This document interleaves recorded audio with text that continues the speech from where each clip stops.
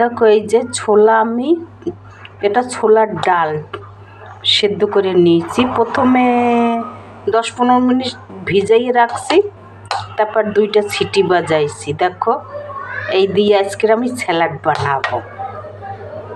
দেখো তার জন্য কেটে নিয়েছি একটা পেঁয়াজ, শসা, গাজর, এখানে নিয়েছি ধনেপাতা, কাঁচা লঙ্কা কেটে নিয়েছি, লেবু কেটে নিয়েছি।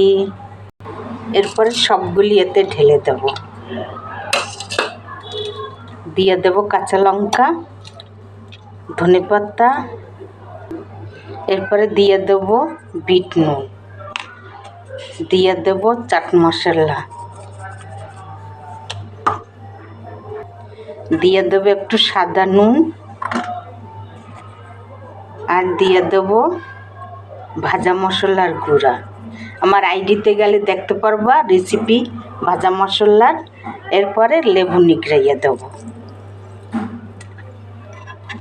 এরপরে সুন্দর করে এটাকে মেখে নেব। খেতে না ইচ্ছা করলে এরকম বানাইয়ে খাও, স্যালাডের মতন খেতে বি ভালো, মুখে রুচি বি আসবে এরকম বানাইয়ে খেলে।